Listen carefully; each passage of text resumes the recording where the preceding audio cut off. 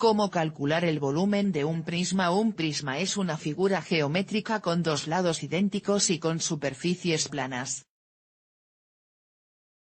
Te mostramos cómo calcular el volumen de un prisma. Dentro de las matemáticas, el campo de la geometría nos enseña a calcular parámetros útiles para nuestro día a día, como el perímetro, el área o el volumen de una figura. Ya os mostramos la forma de calcular los metros cúbicos de las figuras geométricas. Hoy vamos a refrescar conocimientos, que seguramente tenías de la educación primaria. Vamos a aprender a calcular el volumen de un prisma. ¿Qué es el volumen? En primer lugar, comenzaremos explicando qué es el volumen. El volumen no es más que el espacio que ocupa una figura y tiene muchas utilidades, como por ejemplo nos sirve para saber la cantidad de agua que puede contener algunas piscinas o para saber cuántas cajas podemos guardar en un almacén, por ejemplo. ¿Qué es un prisma? La realidad es que en el mundo que vivimos estamos rodeados de prismas. Por ejemplo, es un prisma el cartón de leche, un dado o el edificio en el que vives. De una manera más formal, un prisma es un poliedro que tiene dos caras paralelas iguales llamadas bases. El resto de caras que componen un prisma, son las caras laterales que tiene forma de paralelogramos. Podemos diferenciar otras partes en un prisma. Las aristas, son las líneas formadas por la unión de dos caras. Los vértices, son el punto intersección entre dos aristas. La altura, la distancia entre las dos bases. ¿Qué tipos de prisma existen? Los prismas pueden clasificarse según el número de lados de sus bases.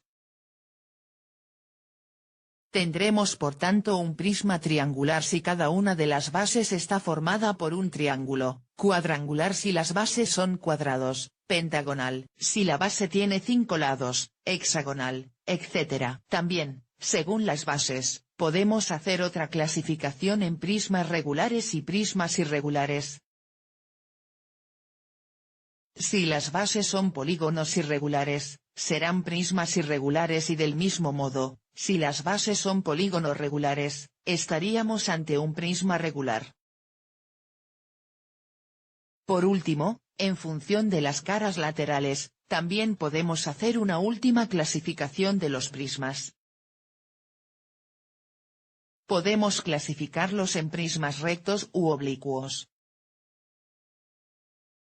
Estamos ante un prisma recto si tiene todas sus caras formadas por rectángulos o cuadrados, y ante un prisma oblicuo en caso contrario. Volumen de un prisma. El volumen de un prisma se calcula multiplicando el área de la base por su altura.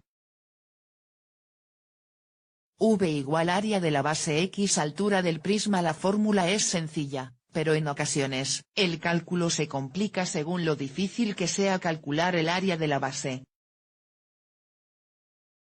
Volumen de un prisma rectangular. Tal como mencionamos en el punto anterior, el volumen de un prisma, se calcula calculando el área de la base, la que posteriormente multiplicaremos por su altura. Por tanto, para calcular el volumen de un prisma rectangular, multiplicaremos el lado más largo de la base, por el lado más corto para obtener el área del rectángulo de la base, y la multiplicaremos por la altura del prisma.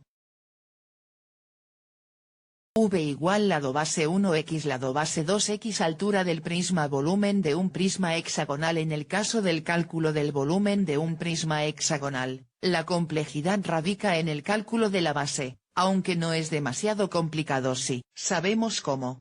Si el hexágono de la base es regular, todos los lados tienen la misma longitud, su área se calcula multiplicando su perímetro, la suma de sus lados, por la apotema y el resultado lo dividimos entre 2.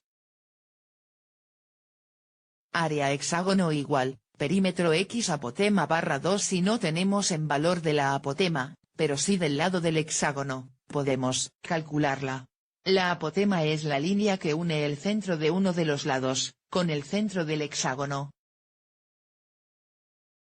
Para calcularla solo tendremos que aplicar el teorema de Pitágoras, ya que conocemos un cateto, lado del hexágono barra 2, y la hipotenusa, lado del hexágono apotema igual raíz cuadrada lado 2. Lado barra 2 Una vez que tenemos el área del hexágono para calcular el volumen del prisma hexagonal, solo tendremos que multiplicar dicha área por la altura del prisma. Volumen igual área de la base X altura.